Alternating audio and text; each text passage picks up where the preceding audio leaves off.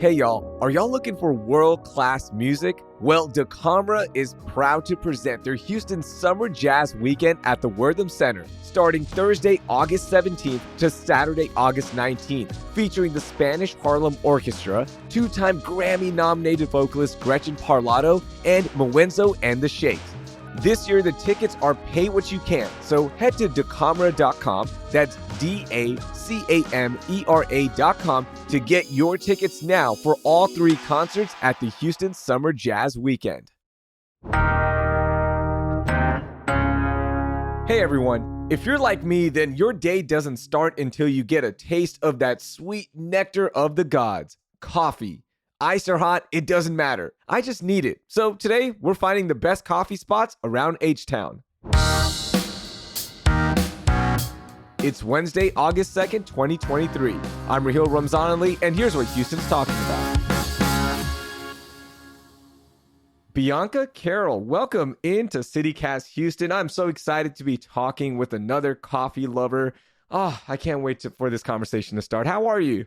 I'm good, Raheel. Thank you so much for having me. I love coffee. It's my favorite subject, clearly. Yeah, so you run the Instagram account at Houston Coffee Blogger. So yes, you are in this world. So before we get to your recommendations, how many cups of coffee are you drinking daily? I had to cut back probably, it used to be like 3 to 4. Now I'm trying to stay in 2, but I don't know if that's normal for the average person, but yeah, it's a lot. That's your gimmick though, right? You're Houston Coffee Blogger. You got to be doing at least 2 cups minimum. Minimum, right? That's good right there. Minimum. What's the latest time you drink your coffee? Oh, I'm weird. I can drink it like at 9 at night and still sleep like a baby. Yeah.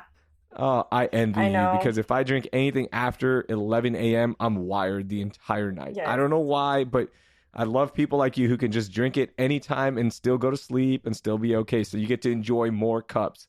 I love that. Okay, so I'm going to start with the biggest question first is, give me your overall favorite coffee shop to grab a drink at in the city of Houston. This is like the toughest question because I love so many. It's hard to narrow it down to one. If I'm going to say like, hey, my best friend or something, I think probably go to Blendin Coffee Club. They've been around for a while and it's always been good every time. They have like 2 locations. One in Sugarland is the original location, and the newest location is on Allen Parkway.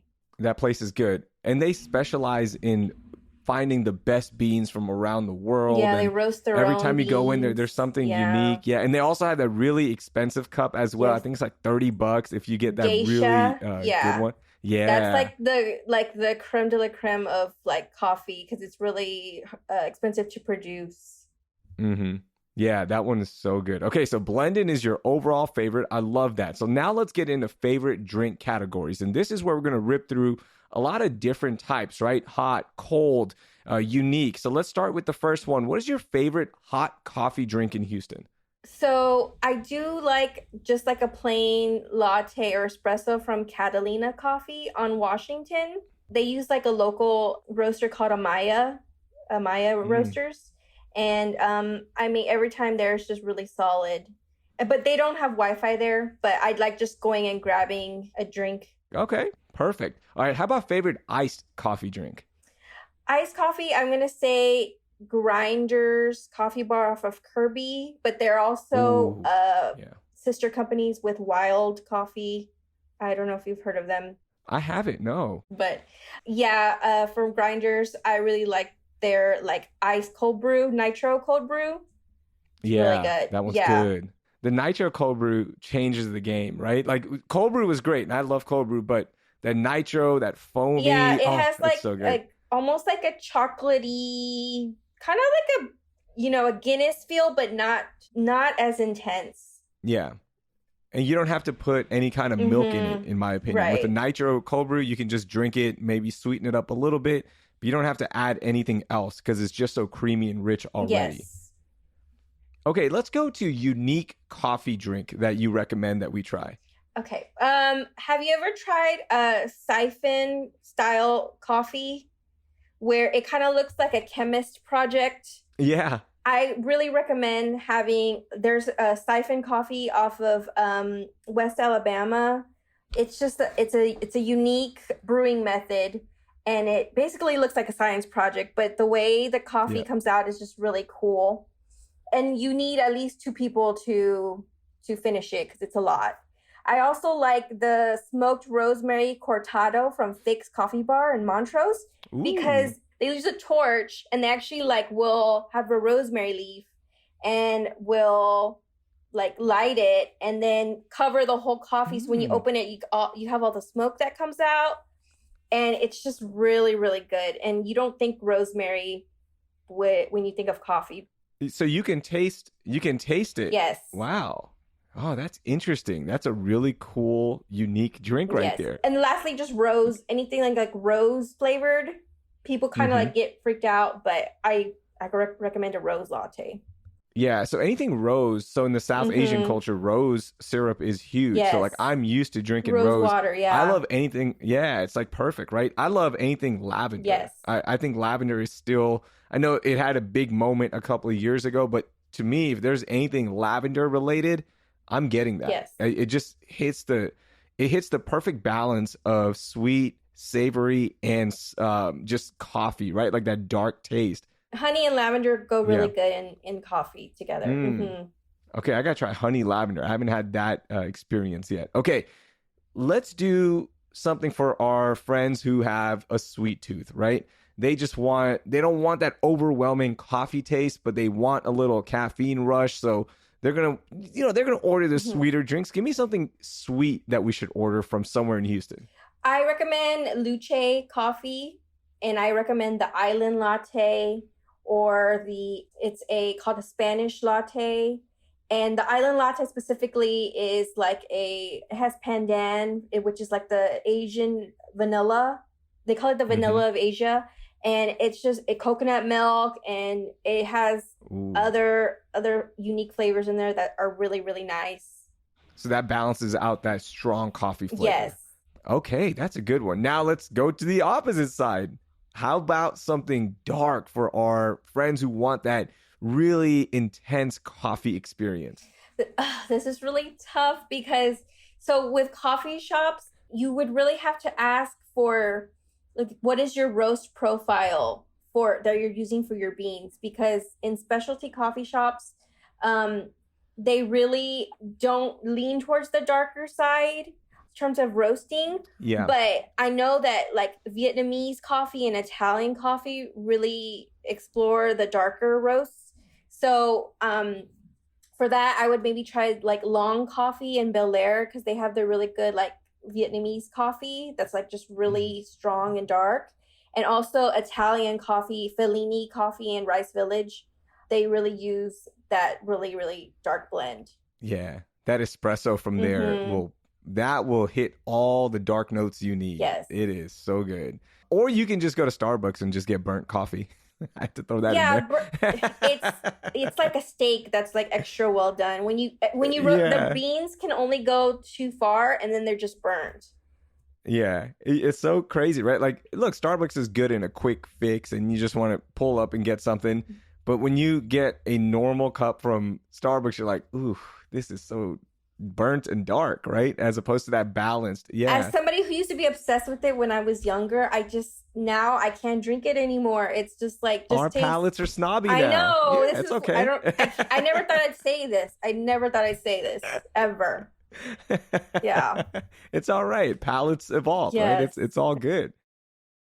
Okay, so one of the staples of coffee shops are breakfast items, and there's so many delicious items that you can order, whether it be a croissant, a sandwich, a muffin. Give me one place we need to try that has outstanding items that we need to order for breakfast. I recommend Blacksmith Coffee in Montrose. They make homemade from scratch biscuits. And then they also make like good Mexican breakfast too, like chilaquiles, but the biscuits are what is the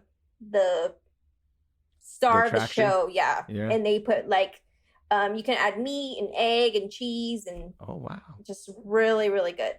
Okay, that's where we're going for breakfast. That sounds good right there. Okay, so now that we've gotten our drinks set up and we know where to go to pick up something that hits our flavor profile, the other part of coffee shops around the city of Houston is the experience and hanging out at a coffee shop. So I want to get some of your recommendations for locations. And the first one I want to start with is, where's the best place to take a date for a coffee shop or for coffee? I would recommend Wild Coffee. They have a Montrose location, or they have a Heights location on Shepherd, because they also do like coffee themed cocktails. Well, they have a full bar, first of all. You don't have to just get like an espresso martini. You can just get a regular cocktail. But the espresso martini, though, is really, really good. So I highly recommend that.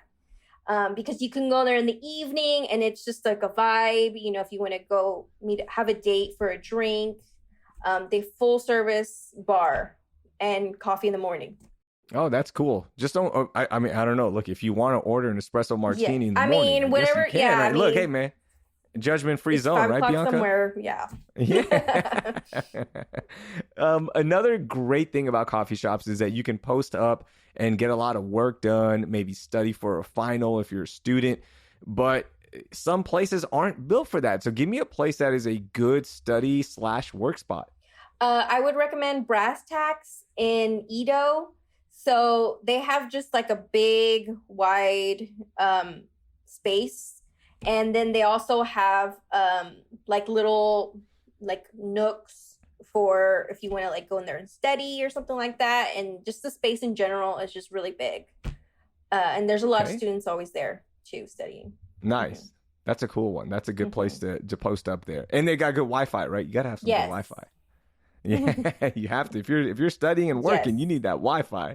Okay, how about a good spot to meet with some friends or maybe even network and just be out, right? Like feel in a social setting. What's a good spot for us?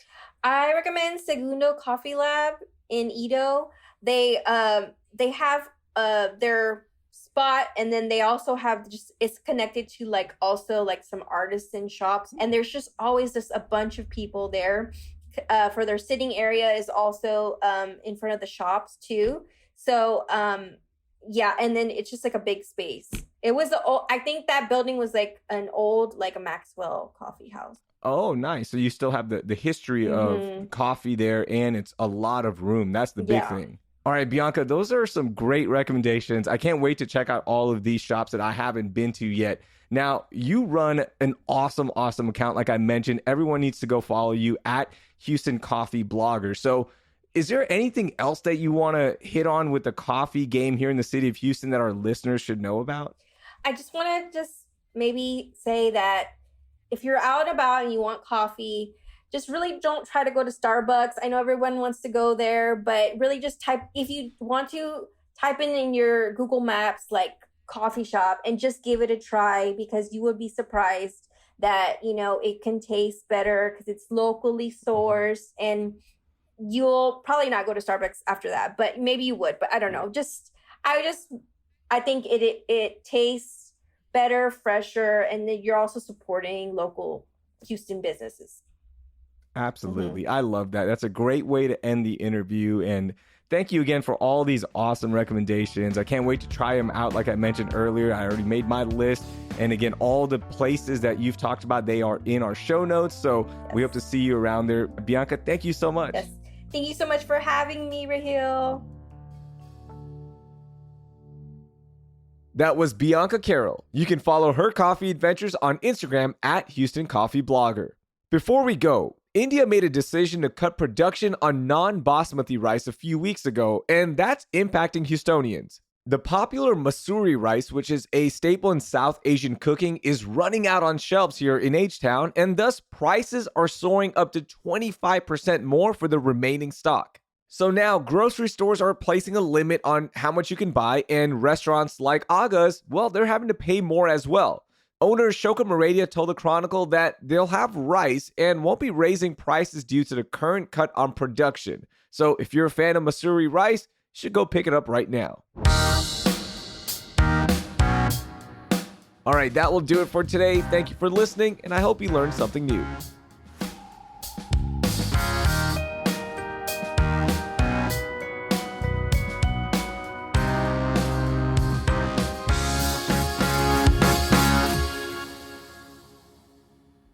Mhm. Okay, that's I was like, man, did I hear it or not? That was me, my bad.